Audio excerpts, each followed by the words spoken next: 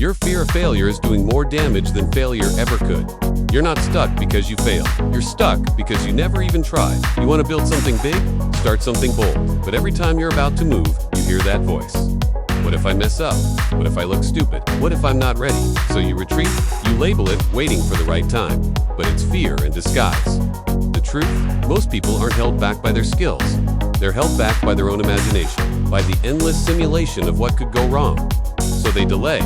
And that delay, it becomes a habit, then an identity, then a life unlived. You're not avoiding failure, you're practicing it in advance.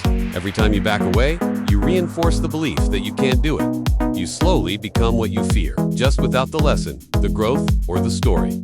You don't need to be fearless. You need to stop letting fear sit in the driver's seat, because the longer you avoid failure, the more it becomes your only outcome. Try, fail, learn, repeat. That's the algorithm of growth. Stop rehearsing defeat. It's time to move. More thoughts on fear and failure.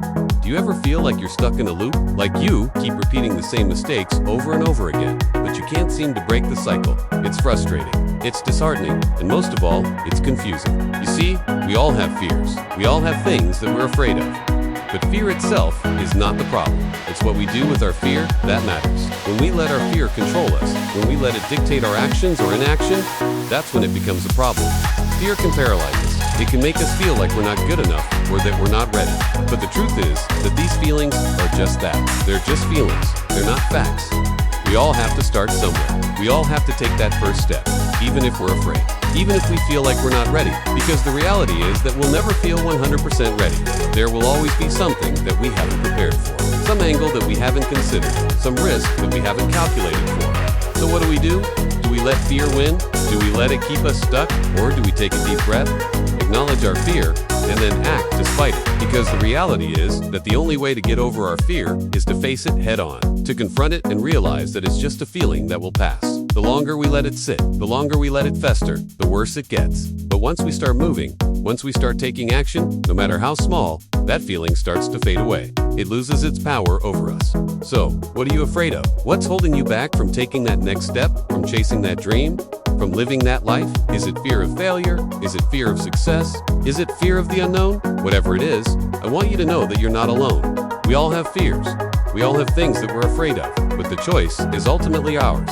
Do we let our fear define us, or do we define ourselves? Because the reality is that the only person who can stop us from achieving our dreams is ourselves. Not our lack of skills, not our lack of resources, not our past failures. No, the only person who can stop us is ourselves. Our fear, our doubt, our insecurities, our limiting beliefs. These are the things that hold us back. These are the things that we need to overcome. So what are you waiting for? Go out there and chase your dreams. Take that leap of faith.